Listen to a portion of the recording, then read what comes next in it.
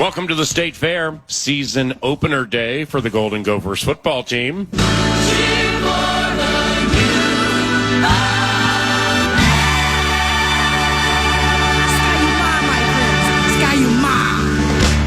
North Carolina, the bill of fare this evening at Huntington Bank Stadium, 7 o'clock on KFAN with Mike Grimm, Daryl Thompson, and Gerdsey on the call. Mike Grimm, the Vikes for the Golden Gophers, will join us here at the State Fair at Carousel Park at 10 o'clock. But joining us now is one of the most accomplished quarterbacks in the history of University of Minnesota football and a dear friend of mine. He is Tanner Morgan, joining us right out of the gate, 9 to noon. Mr. Tanner Morgan, it's Paul Allen here at the State Fair. What's going on, my brother? Hey, PA, how we doing, brother? Thanks for having me on. Right on. Do you get out to the State Fair much? You know, not really. I gotta make it a priority. I gotta take the wife and the little one at some point, but it's kind of hard with the child. It just sounds like a lot of work. When you were executing your toil in Union, Kentucky, was there a state fair or a big fair or a Kentucky state fair that, like, mom and dad used to get excited to take the Morgan kids to? You know, for us, there was no big state fair. I think that's something that is unique for Minnesota, obviously being one of the biggest ones. But I remember as a kid, going to Kings Island, which is like a Six Flag place all the time. Mm-hmm. But my grandparents lived in a really small town in eastern Kentucky, and they would have like a town fair, and everybody would go out to it on, you know, the whole weekend and make funnel cakes and do the whole thing. So I remember that. It's called the Black Gold Festival in Hazard, Kentucky. Mm-hmm. Well, that sounds like a lot of fun, and it's a beautiful day for the fair with a slight breeze. Temperatures are reasonable right now, and if you stop by the fair, make sure to stop by the KFAN booth at Carousel Park, adjacent right next to the grandstand, and to say hello to any of the shows today, 9 to noon. Dan Cole, the Common Man, or Dan Barrero, beginning at 3 o'clock. Now, Tanner is, as Golden Gophers football fans know, he's a luminary as it goes to quarterbacks with a lot of records. But before we talk about this year's team, Tanner, and also the prospects for this evening's game, I want to take your mind and your heart back to 2019. All right, in 2019. Okay, let's do it. Tanner set just a bevy of school records, all right? Now, I mean, he has school records for, like, the time he was there in totality, but 2019, holy cow, man. a school record for season passing yards, 3,253. A school record for season touchdown passes, 30. And passing yards per game, 250.2. And then we have the Penn State field rush. I mean, it's because of the consistency, that's a season, I would imagine, Tanner, you always will have deeply rooted in your heart, right? Yeah, certainly. I mean, it definitely is. I think for me, and obviously the guys that I played with in that year, you know, people didn't expect very much of us going into it, right? I mean, the expectations were very low, and you kind of blow those out of the water, but you kind of hit on all the high points of, you know, the season single records and all that, and the Penn State game. But I also remember the first 3 games of the year that we gritted by a victory to South Dakota State, who's a great program, Fresno State, and Georgia Southern, and barely got by with the wins in those 3 games. But it's definitely a year that I'll you know, keep close to my heart, you know, for the rest of my life, and probably talk to my kids about one day and show them some game balls and all that stuff way down the line. That's sweet. When in growing up in Kentucky, and you know, there obviously is a time, you know, when you're in middle school or high school where, hey, you know what, God made me differently, and I may be able to take these skills and get a scholarship at a college and play college football. I'm going to take the leap that Minnesota Golden Gopher football was probably not your favorite or what you followed on a weekly basis when you were in Union, Kentucky. Like growing up, who was your favorite college football team? Oh, hands down, it was the Kentucky Wildcats, man. I grew up a big Kentucky fan. You know, Tim Couch was a legend in my family, obviously, and so, you know, I grew up hearing stories about him and all that stuff, and watching all the Kentucky teams, and they weren't necessarily all that good when I was a kid, but right. You know, Kentucky basketball and football was my thing, and now as a Minnesotan, I'm through and through a Gopher.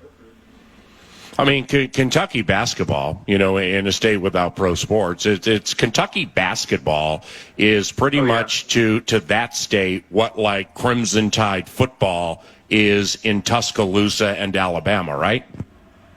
Yeah, I mean, I remember when John Calipari got hired, it was a big deal, and in Kentucky basketball, I'll just put it this way: their state tournament is very much like the Minnesota state hockey tournament. Mm-hmm. But instead of 2 state championships and state champions in Minnesota hockey, there's 1 state champion in Kentucky, and they play it at Rupp Arena, and it's almost sold out. Kentucky basketball is a big deal, and people really, they bleed blue, like it matters. And, Mark Coyle has a history with Kentucky basketball, being at Kentucky, and obviously knows about that as well. But it matters, and I mean, now they got Mark Pope, who's won a national title there as a player, leading the charge, and that really gets the people going a little bit as well. With the Golden Gophers and into tonight's game against North Carolina and the 2024 season, I just want to go back a little bit and just get your thoughts on this. Because I know right before you left, Callie McManus, had arrived from Illinois. Why do you think Callie McManus transferred? Yeah, I don't really know exactly why. I think looking back on it, after this year's over, it's going to end up being something that was best for both parties. Sometimes it just doesn't work out. You can have all the things available at your hand, and sometimes for both parties it doesn't work out, and it wasn't working out. And I think he's going to have, some success at Rutgers. But I also think I think Gopher fans, we are lucky to have Max Brosmer as our quarterback, and I think we're going to find a lot out tonight about that. But I mean, we could not have found a better fit for the Gophers quarterback than Max. Well, so I mean, Max Brosmer, that's the quarterback, starting tonight and starting every game. I mean, unless he gets hurt or is ineffective, but he's making that jump to FBS from FCS New Hampshire. So, are you formulating that opinion because you're out there watching him? Have you worked with him? Have you gotten to know him? Like, what leads you to that opinion? Yeah, I've seen him at practice the very few times I've been out there. I've worked with him, a few times, but I've also had some conversations with, some people who know him and some people who have watched him very closely at New Hampshire. The president of the Shrine Bowl, the people at the Senior Bowl are very high on him, and I've had conversations with the guys at the Shrine Bowl about him, and I've gotten to know him over the past couple of months. Just a really good dude, and talked to some of the guys, and he's a true leader, definitely. Guy that steps in the locker room, and I think that the guys really appreciate that. You can just see all the stuff that he's doing. I mean, he had all the offensive linemen at, I think, one of the Minneapolis restaurants last night. Just the things that he's doing to bond the team together. But just his skill set, he's incredibly accurate, and I think we're going to see that tonight. And one of the things about him is he is very smart. I remember being, when I was on staff last year at the U on his visit, we were just talking ball, and you can just tell the guy knows ball. And I think it's going to be really exciting to see the new things that they're able to do with him this year. And Tanner Morgan, former quarterback for PJ Fleck's Golden Gophers, 9 to noon to kick off our State Fair show today. Nordo and I are at Carousel Park. And tonight at 7 o'clock on KFAN, it's Golden Gophers football season opener against Mac Brown's North Carolina Tar Heels. And, when it comes to just what Tanner just explained about meeting Brosmer, chatting with him, watching him, and stuff like that, Tanner has several new endeavors on which he's embarking. And And one of them I absolutely love, man, because I know context is supreme with you, and it's quarterback motion, and you are the Midwest guy. What is quarterback motion? And like parents of emerging quarterbacks listening now, or maybe they eventually get in touch with you or learn about quarterback motion, the Midwest chapter. What is it, and why would it be a good idea for blooming quarterbacks to give it a try? Yeah, absolutely. QB Motion started by Rob Williams. He's based out of Vancouver, BC in Canada. And it's the guy that I trained with when I was playing. And he's a kinesiologist, so it's a kinesiology-based approach to throwing the football and kind of understanding how to truly be a rotational thrower. And the goal is to essentially get more velocity and accuracy on the ball without having to try as hard. It's like the analogy of when you swing a golf club and you try to hit it really hard, it usually doesn't go very far. It's very similar with throwing a football. And yeah, I started doing that in January. And I think it's something that I've really enjoyed because I've gotten the opportunity to kind of pour into some kids and got clients from collegiate guys to high school to, a few middle school guys that I really enjoy working with.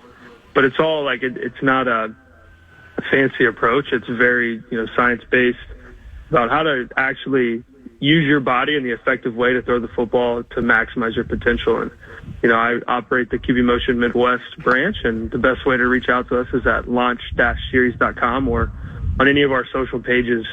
But I think it's a great opportunity for kids who are trying to really maximize their potential and really use their body effectively in being a quarterback. And you can learn more about it and access it also via Tanner's Twitter page at T_Morg, the number 2, at T_MORG and the number 2. Yeah, I love this endeavor, man, specifically with your calm and your patience and context being king with you, so you just don't make these blanket statements about, like this is a 10 or this is a 0. Just knowing you the way I do, I know you work through things with these quarterbacks, and again, at T_Morg2 for more information. What do you like about PJ Fleck as a coach? Like the whole package from when it started to where it is now?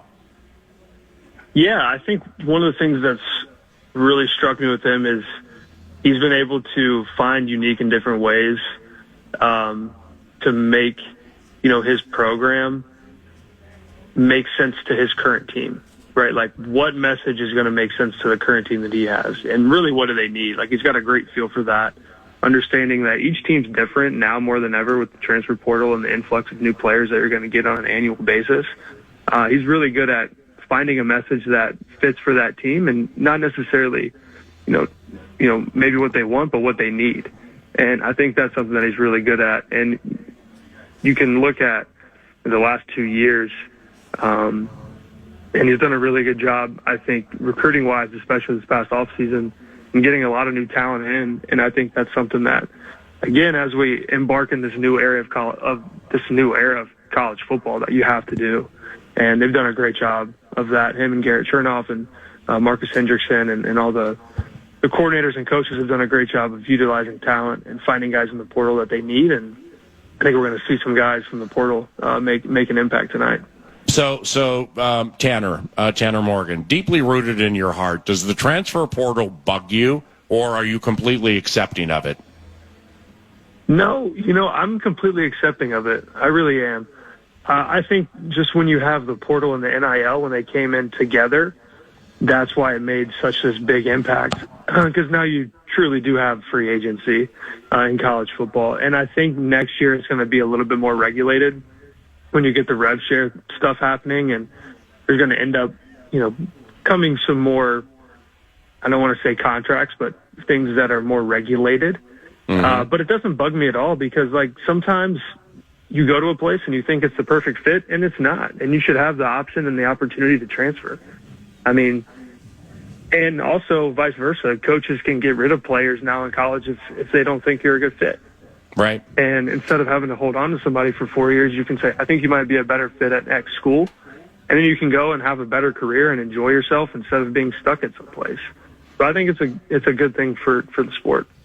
So just a couple more here. Thanks for the time. Where are the 2024 Gophers strong? I mean, from what you know about them now, new defensive coordinator, nicked up a little bit at running back and wide receiver, but that'll play itself out. New quarterback, 4 offensive linemen who started last year returning, and I like with players at the defensive line, linebacker, and or secondary, that they have at least one game changer at each level. I like all that, but you know more about it than me. Where are they strong? Yeah, I think you hit it. Up front on both sides of the ball, they're incredibly strong. You look at their offensive line. They got Ariante Ursery, who's arguably the best left tackle in the conference, who's going to be a first or second round pick next year in the draft, who's just a freak. And then they got a guy who's also going to be an NFL draft pick in Quinn Carroll. And they got, essentially experience all across their offensive line with a great offensive line coach from Brian Callahan. And that wins games in the Big Ten. It's a new conference with the addition of the West Coast teams, but up front wins games. Then you look at the defensive line, and especially the linebackers too, like their front seven. They got dudes everywhere. John Joyner, Anthony Smith, Devin Eastern. You add in Cody Lindenberg there. There's dudes, and those guys up front can change the game. But I'll say this. I think Brosmer at quarterback is going to end up being one of the better quarterbacks in the conference when it's all said and done at the end of the year. Yeah. And that's going to be one of the reasons why they win a lot of football games. Bold proclamation, young man. PJ, when Brosmer's not throwing or not running on his own, PJ likes to run and chew that clock. So, Darius Taylor is nicked up, and I guess his status is in question this evening. But overall, do you love the stable of running backs? I really do. I think, they added some good depth in the transfer from Ohio. And it all comes down to, obviously you want to be healthy. You need to have, Darius Taylor healthy throughout the year. Last year, him getting banged up made a big impact on the result of some of the close games that the Gophers were in. But again, running the football starts up front. Last year when Darius got hurt, Jordan Newman came in and had a lot of success, and he's still there, right? He had an amazing game against Michigan State last season. So I think the group there at running back is, really talented and deep, but it all starts up front, and they got the dudes up there to make it happen. Hey, lastly, as down memory lane we go, how about your buddy Mo Ibrahim getting some reps for the old purple and gold in that preseason game against the Eagles? Yeah, that was awesome. And I think that happened really quickly for him. They called him, and he ended up being there and played in the game in a couple of days. Understanding a playbook like that and doing it in only a few days is not easy, but it was awesome to see him healthy and back on the field, and hopefully he gets another call here soon. And it's just so unfortunate, for him. He's so accomplished collegiately, specifically in the Big Ten, obviously, but he's not the fastest guy in the world. And speed is, their general managers, coaches, and constituents are drunk with speed in the NFL, and I understand why. So Mo lands with the Motor City Kitties, and he's on the practice squad, which is not a bad gig. Gets an opportunity last year in a game against the Ravens, and plays 6 plays, and he's on kick return. He's going to return the first kick in his life, and of course he dislocates his hip and then is lost for the rest of the year. That's a bad beat right there. Yeah, dude. The first time I remember seeing him practice it, receiving kicks and stuff, but in no way, shape, or form was he ever going to be the guy who was returning a kick. For us when I was at Minnesota and he was playing there, right? And to see it happen on a kick return kind of just, I don't even know if he returned kicks in high school. And for him to be able to get hurt that way. But, the thing about it is, he fought really hard and recovered. And, he got after it in his recovery and training and found out that he was able to get an opportunity with the Vikings. And you never know. He might get a phone call in a week. It might be 3 weeks, 5 weeks, or again, we never know. But to see it happen on a kick return, man, and that sucked. Love you, my brother, and look forward to the next time I get to see you. Enjoy the game tonight. Thank you very much for the time. And as the season negotiates and transpires, let's do this more frequently, okay? Yeah, yes, sir. Sounds great to me. Love you, man. Thank you. See you, bud. Tanner Morgan, one of the most accomplished quarterbacks in the history of Golden Gophers football, helping us preview the A topic from a local sports standpoint, at least as KFAN goes. The Golden Gophers season opener this evening, Huntington Bank Stadium, 7 o'clock on KFAN. The play-by-play voice, Mike Grimm, joins us here at the State Fair 40 minutes from now. And Golden Gophers basketball player and KFAN devotee Parker Fox will be with us here at 11 o'clock. Now, when 9 to noon continues from the Great Minnesota Get-Together, Vikes Bites are next, and I've been told the Minnesota Vikings have made a curious move, and we will get into that as part of the Timber Tech What's on Deck set list. If anybody needs a deck, check the website out, timbertech.com, and see if it's for you. With producer Eric Nordquist, I'm Paul Allen. Welcome to the State Fair on a beautiful Thursday and a beautiful radio station, FM 100.3 KFAN. Come join us at the 2024 Minnesota State Fair live from Carousel Park, presented by Mesh Besher and Spence. We'll be broadcasting live through Labor Day. Come buy your favorite fan merch and learn about your shot to be the Mesh Besher and Spence Rube of the Day and win a prize pack. Get the full details now at KFAN.com, keyword calendar.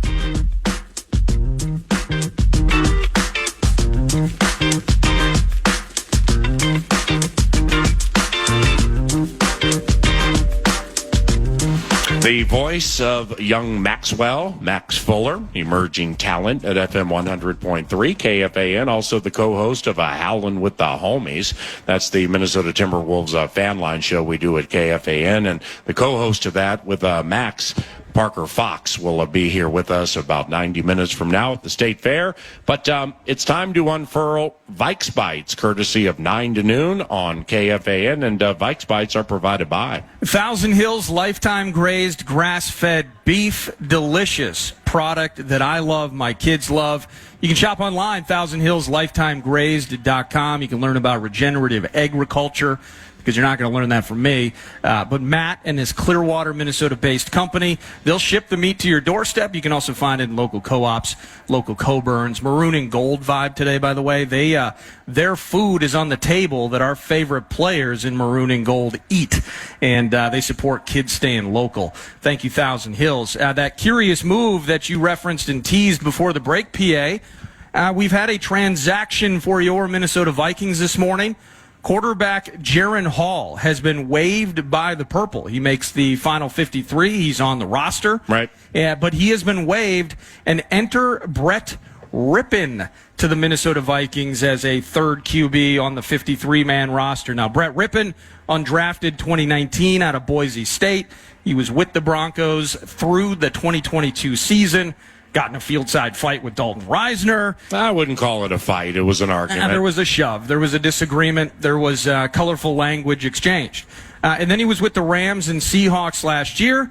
Now he is with the Minnesota Vikings. What's your take in terms of, we talked about it yesterday, his practice squad is set, and I'll get to some of those guys as well. But, the 3 QBs sitting on the active roster, what kind of domino that might lead to in terms of other players not being in the mix, the spot, the importance of that roster spot. And no injury designation that I've seen, at least from the official report that the Vikings put out, making this signing and waiving Jaron Hall. Right. But Jaron Hall out, Brett Rippin is in. And Hall in the Eagles game, where he played quite well, he took a nasty hit. Yeah. At least as preseason football would go, from former Lion Julian Okwara, and he got him good. And it looked like that was when Kevin O'Connell was on microphone on the sideline on the simulcast, and whether it was between, whether it was during commercial break or what people heard, it was quite captivating and fascinating. A head coach walking over to a quarterback, talking to him, saying, "Hey, what's going on here?" And and you would think because of how he came down, it'd be like something with his sternum or his back or his neck or his upper body. And he's like, "Nah, man, my leg hurts." So he legitimately hurt his leg on that play, and it's fair for Nordo to bring up. If they cut Jaron Hall and you don't see an injury designation, then he's it's not at least as we know now anything that's going to like put him on some type of injured list for the season, but that could be the case. Who knows?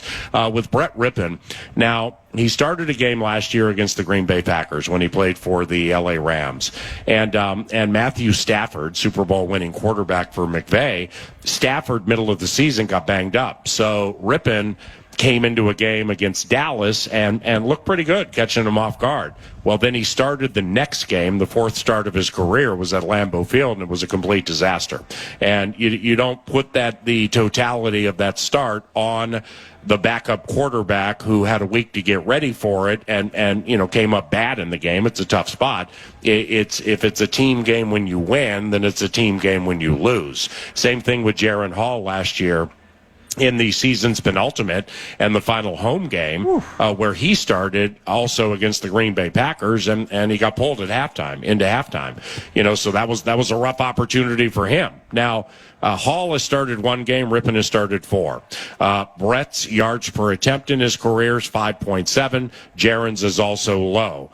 Nordo mentioned a moment with a current Vikings offensive lineman who will miss the first 4 games of the season due to injury, but he and Dalton Reisner at the end of the 2022 season, when they both were members of the Denver Broncos, Rippon, it was the last game of the year. It's at SoFi. It's against the Rams. The Broncos were awful. And there was some type of argument that broke out on the sideline, and there was a little shoving. I think the Rams put 50 on them that game. Might have been. Ridiculous blowout. They ran up a fat number, and the Broncos, well, that would be the last game for their coach, and Sean Payton eventually would be hired after that. So Dalton has spoken about that, whether it's 9 to noon, things that you can find online or clips via YouTube and stuff like that, but that would play zero into, they're not going to go to Dalton Reisner and say, "Hey, you cool if we sign Brett Rippon?" I mean, with all due respect to Dalton, who I admire and find to be very inspiring, it's just not that type of a situation. Now, when Kirk Cousins was the quarterback here, it's my belief if they were going to make a move like this, they would go to Cousins and talk to him about it, specifically players with whom Kirk played in other places, like, say, Colt McCoy, somebody with whom Kirk was familiar. And, I think Colt McCoy might have been at the facility last year for about 3 minutes. Then all of a sudden we never heard from him again. So Brett Rippon now being in the mix, the pedigree is undeniable. I mean, you have that Rippon last name. His uncle is Mark Rippon, a Super Bowl winning quarterback who won a Super Bowl for Washington, beating Buffalo at the Metrodome. So there is pedigree there. But the 1-2 goes Darnold into Nick Mullins, and fondest memories of Jaron Hall, I guess, can be shared at 6'4", 6'8" in the text machine. Good morning.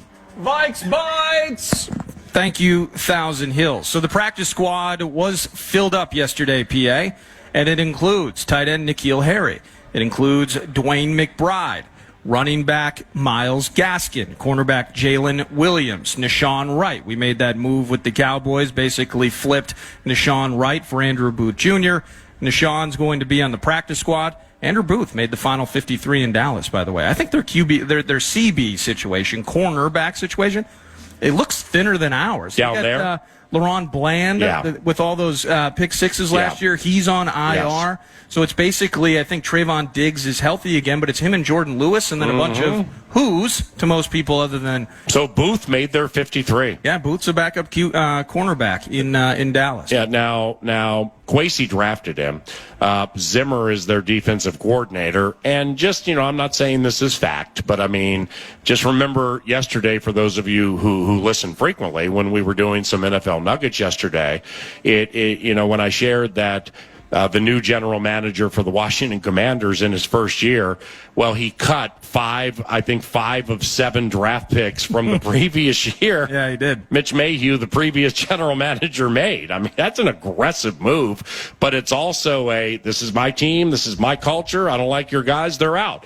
So Zimmer, former coach here, obviously dismissed following 2021.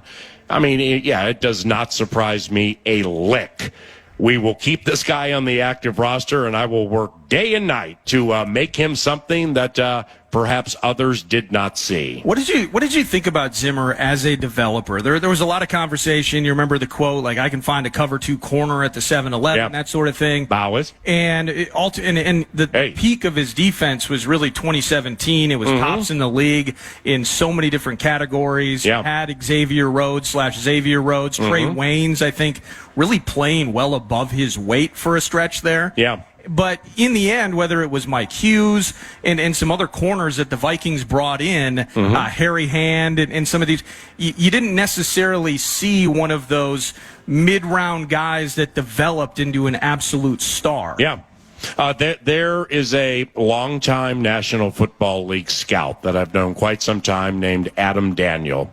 And when I would chat about Zimmer and the Vikings with Adam Daniel, he would quickly point out to me that he's an elite teacher and that the way he teaches things keeps offenses off guard.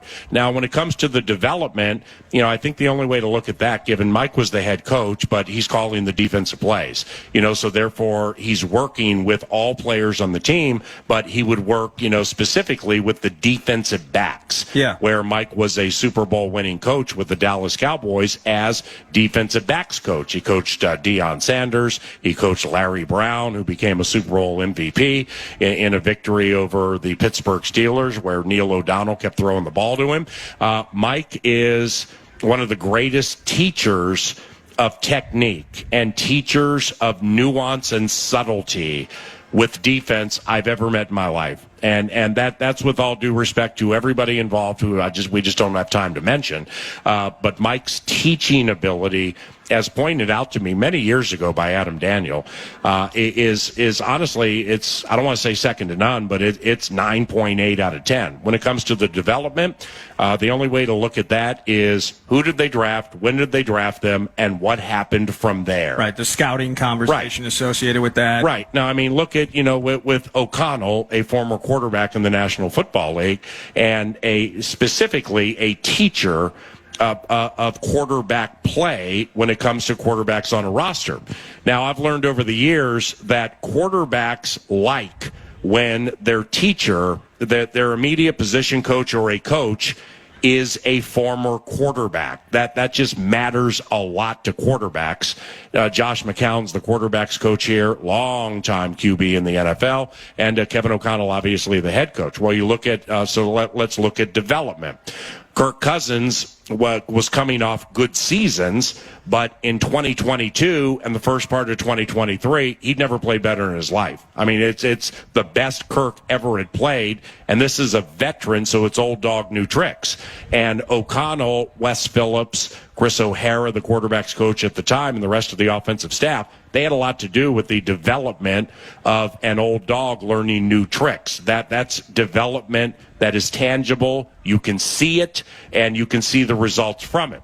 Jaron Hall, the BYU rookie we saw last year compared to the calm, in-control guy we saw in the preseason this year, that's development, maturation, and improvement.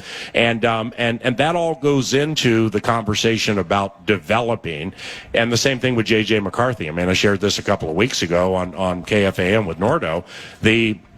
The day we all caught wind that McCarthy busted up his meniscus and would be out for the season, I'm just arriving at the Vikings facility, Twin Cities Orthopedics Performance Center, set to go to Cleveland for 4.5 days for a couple of joint practices and a game.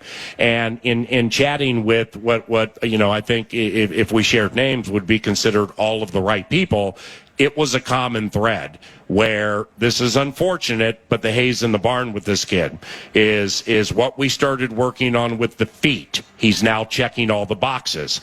He has a fastball. Okay, can he develop a changeup and then a circle change? That was coming together really quickly. His ability to process what is given to him in the huddle and what he sees at the line when Flores has 7 strewn across the line of scrimmage. That improved rapidly. So this group we have here, when it comes to developing quarterbacks, is as good as I've ever seen, in a very short amount of time. Zimmer, same way with defense when it comes to the teaching of technique and maximizing tricks and subtleties and everything, as good as I've ever seen. Vikes Bites. Thank you, Thousand Hills. Finishing out the practice squad, what I was getting to ultimately was that everybody we signed, the Vikings signed, were here with the Vikings originally. You're seeing a lot of people bouncing around. The waiver wire's getting nutty right now, but whether it's Andre Carter, it's Henry Bird, Tyrese Robinson, Lucky Jackson, Deshaun Jones, Robert Tonyan on the practice squad. Maybe that back gets healthy. Right. And he gets a shot later this year. Right. Wolf of Walk-Ons, Thayer Thomas, Jonah Williams, Dallas Gant. We need 2 people named Dallas. Mm-hmm. I think so, at least. I thought Dallas Gant was going to make the 53, and I didn't. And I don't search for intel and or steam on final roster selections the way I used to. I just don't operate that way anymore. And it's also fun looking at the roster and then knowing what I've seen and or heard previously. Yeah, I like Gant. I like Dallas Gant. He's a very physical guy and another undrafted guy. Like I said yesterday, where, when it comes to college free agents and or 7th round picks like Levi Drake Rodriguez or Michael Juergens, Ivan Pace Jr. from last year, Kwesi Adofo-Mensah and his staff have established we will believe in you if you believe in us. And if you believe in us, you can look at the past performances and we give players like you a chance to be on the active roster and a chance to play in games.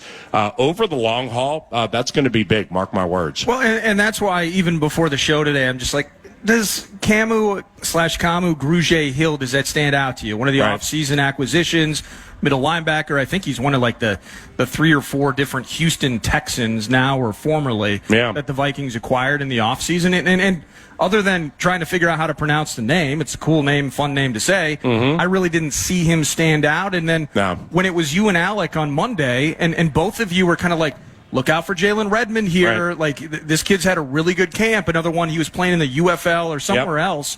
Most in recently. fairness, O'Connell put me on that one over the weekend. Okay. Just in a meeting that we had to things to look for in the final preseason game. And his A topic was we have openings on the defensive line, and they all know what we're looking for when the season begins against the Giants. So who wants to go out there and win a spot? My first question to Kevin in that meeting was, is the 53 set, or are there players playing to be on the active 53? And he said mostly yes, but these practice squad gigs, they're about 110 grand a year. And, you're working with the team at the facility. You're staying in the league.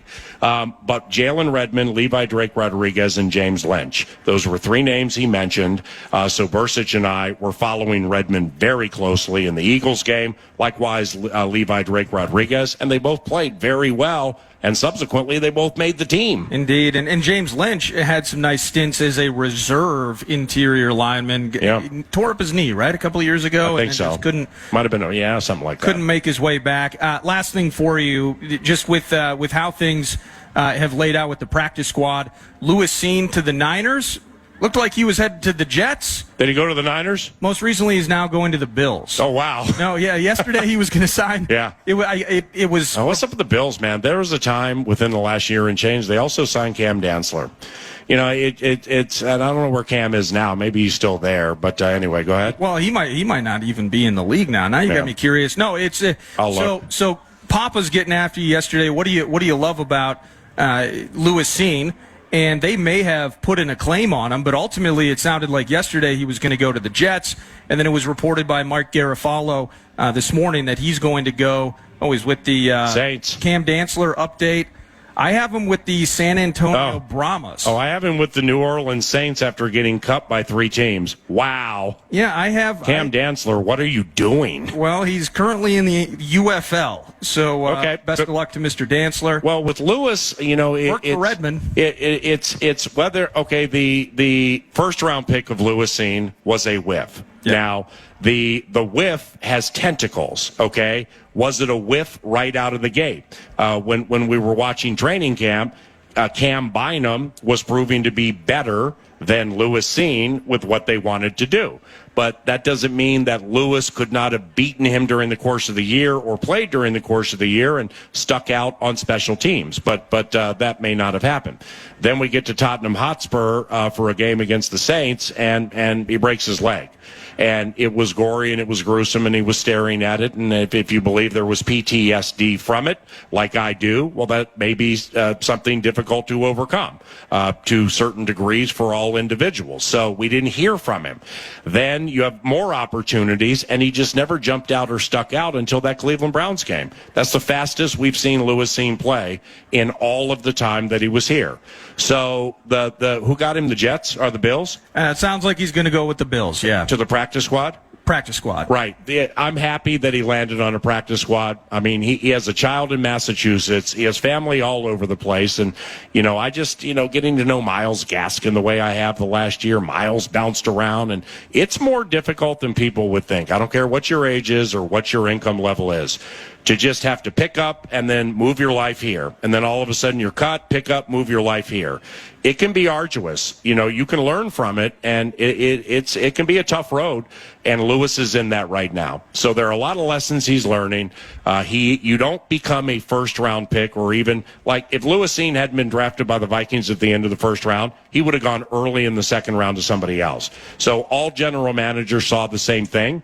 It just didn't work here. I like the guy a lot, and I really, really hope he thrives in Buffalo. Vikes Bites, presented by Thousand Hills, lifetime grazed, grass-fed beef. I got some more for you, whether it's later today or the feast tomorrow with Charge. And Nordo has some NFL nuggets into which we will dive around the corner, walking up to the Vox, Mike Grimm.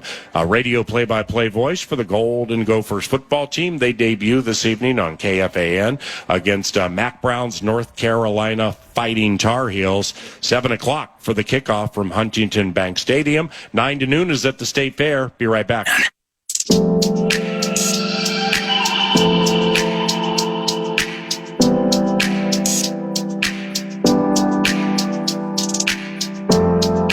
Minnesota, yes, you can help make the Target Center the home of the Howl this year. The Timberwolves are hosting auditions for action-packed senior dancers, percussion, and more. Sign up today at timberwolves.com/entertainment. That's timberwolves.com/entertainment.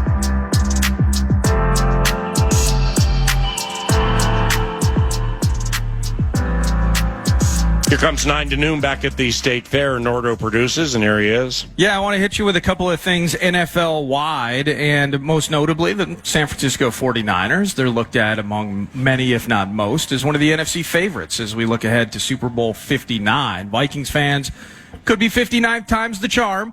For the Niners, they're looking to add yet another Lombardi to the case in the Super Bowl as losers a year ago.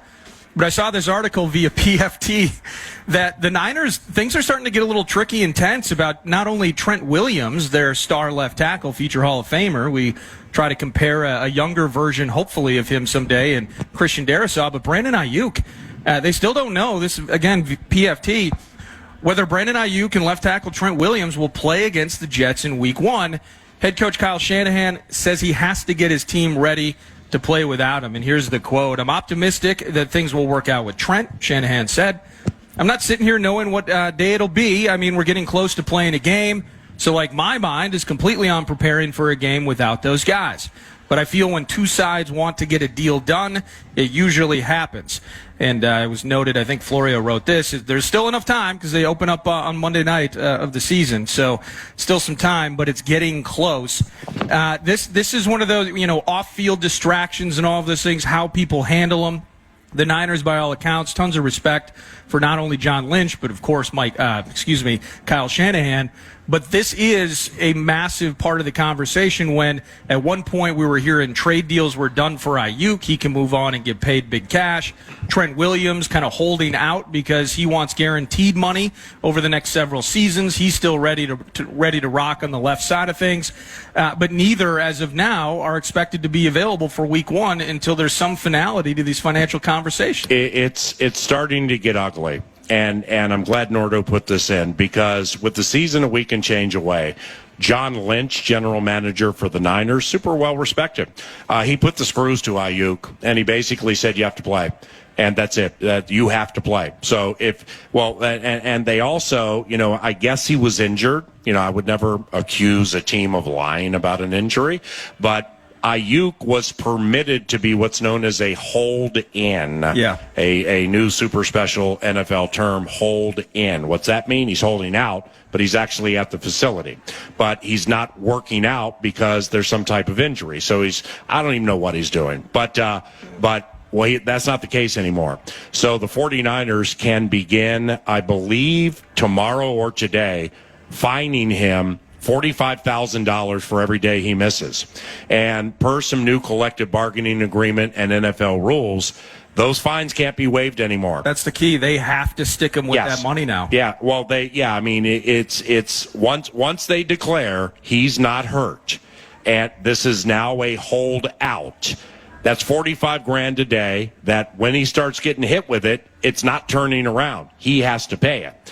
So that they're putting the screws to him, because they're running a business there. And really, with all due respect to Brandon Ayuk, I'm a fan. He was a first-round pick from the greatest wide receiver draft in the history of the NFL, 2020. It's the draft Jefferson went in. Brandon is not as good as Brandon thinks Brandon is, okay? With all due respect. With Kyle Shanahan, Brandon Ayuk is 10 of 10 with what he wants done. But look at Brock Purdy. Brock Purdy is not as good as we all see playing with Kyle Shanahan, going play action off Christian McCaffrey, hitting George Kittle on a double move, and watching Deebo Samuel and Jawan Jennings kill you in the running game. Brandon Ayuk is an extremely scrappy and good run-blocking wide receiver who is fast, but he hasn't been known as explosive consistently all of his career. And if you believe some of the reports of what his representation wants, which is Jefferson and C.D. Lamb-esque, it's close to there. Well, he needs a reality check, with all due respect. They're not trading him because they have no leverage, okay? It's people know Brandon wants out. You need to trade him, so we're going to try to lowball you. All right? Well, that ain't going to work either. So Kyle Shanahan can get to the Super Bowl without Brandon Ayuk and stick him $48,000 a day and make him pay it. And I bet you when he's hit with one or two of those, he's back in a hot tick. And then all of a sudden the money he's making now is going to be cool and they can work on it later. Trent Williams is a different story. This is one of the 10 greatest left tackles in the history of the NFL. He's a Cinch Hall of Famer. He's nearing 40 as an offensive lineman, and he still brings it. Anybody who plays against him is always happy when he's sitting out a game because he's hurt, because he still brings it. He's still strong, he's super smart, and he's very fast for a left tackle. Now, Trent has made markedly more money during his career than Brandon Ayuk has. So Trent will just say, go ahead and find me $48,000 and I'll quit. I'm out. That's it. I will retire and unretire and play for somebody next year. Yeah. So Trent can do that. Brandon can't. It's getting hot with the 49ers with these situations. When John Lynch is quoted as saying he has to play, you just better play. I mean, that's surrogate dad talking to surrogate son saying, I'm not hearing about all these things that you want with allowance and doing this and doing that. You better play. You got to get out there and play, my man. So I'll be curious to see where it goes over the weekend. I do expect both of these to become resolved. I think Williams will get something in his favor, and I don't think Ayuk will. But I think once Brandon gets dinged with one of those 48Ks, my man will be back in a hot tick. Yeah, I think the key for that with Williams, too, is just the guaranteed part of it. Yeah. I think he ran out of the guaranteed cash. He's 36. Right. Old people get nicked up. He wants to be taken care of. Well, he's asking for a lot, and he is 36. But, I mean, I'm an equity guy. I mean, I'm not, Like, say somebody's new in the radio game and they're like, hey, I got 8,000 Twitter followers. I've made it. No, you haven't, man. There's a lot that goes into making it and sustaining in a lot of different facets. And the lines are long and the gigs are hard to find. Same thing with starting as a left tackle in the NFL for like 20 years. So Trent and Brandon are different in this situation. Trent is over asking, in my opinion. But you know what? He's earned the right to over ask. Brandon Ayuk has not. Last thing for you quickly here, and then we'll get to Grimmer into the 10 a.m. hour. It's game day, Gophers and Tar Heels at Huntington Bank Stadium tonight. But Drake May is going to be riding the pine into the season. New England Patriots coach Gerard Mayo has chosen Jacoby Brissett as the team's starting QB. Excellent move by the new coach. And Mayo says this: we've decided, or I have decided, that Jacoby Brissett will be our starting quarterback this season. In saying that, as an organization, we're 100% behind Jacoby. There's no, you got a guy right here, you got a guy right there. We are 100% behind Jacoby. And watching this through the preseason, and it notes in the article that there was a significant gap. And then once J.J. McCarthy, to Gerard Mayo's words, became more deferential, that the gap closed between them to the point where he was playing the Commanders on the final night of the preseason, potentially to start. Yeah. And I just found a little bit of that process as a parallel. I know J.J. McCarthy's out with the meniscus, but just kind of following Patriots fans as they had kind of been resigned. Mayo's been so consistent with it, but then they see May start to get better. Yeah. And then it's almost, you got to bring those emotions back a little bit. Yeah. I was impressed that Mayo held steadfast and kept to his word, kept to his process that Brissett's going to start. He knows the system. Veteran, you talk about equity, but in this case, just veteran intelligence, I think, as well. And ultimately, May can develop and be that answer in the long term. Yeah, the last thing you said is close to the most pertinent. And the reason I lay it out like that is 9 to noon is a show of the fan and for the fan, okay? We are rubes just like you. We sweat these games. We dig these games, and it's authentic. It's not fake just to get you to listen. Okay, so with that said, the fans of the New England Patriots, well, their adoration for their team is that of authentic. It's that of adoration for a distraction of something they absolutely love. But fans making decisions for businesses is 9 out of 10 times ridiculous, because the best business decision to make for the New England Patriots, they're a cinch to run last in their division. They're not going to win many games. Their offensive line is not very good. So let's put the ballyhooed rookie out there and let him get his butt kicked every single week and lose the majority of games and then be on buses depressed that he let everybody down. Yeah, kill his spirit and his body. David Carr, Derek Carr's older brother. Okay, David out of Fresno State was the bomb. Went to the Houston Texans, might have set a National Football League record for sacks. And he got hit hard. Well, he never was the same. And they become discouraged, and it becomes the identity of who they are, at least for that time, and some can't get out of it. I was not aware that the Patriots made that decision. I'm really, really glad Gerard Mayo is seeing the forest for the trees here and recognizing this commodity we have in Drake May. It's the future of the franchise. There's no need to rush it out there now. Because guess what? There's a waiting list to get into Gillette Stadium that is 5 states long. So they ain't going to stop coming. And the WEEI in Boston, the Patriots and KFAN also have learned there's going to be a National Football League season in 2025. And that'll be perfect for J.J. McCarthy and or Drake May. 9 to noon puts a big preview on the Golden Gophers football season and tonight's game against the Tar Heels with the Vikes. Play-by-play voice Mike Grimm joins us next from the State Fair. It's KFAN.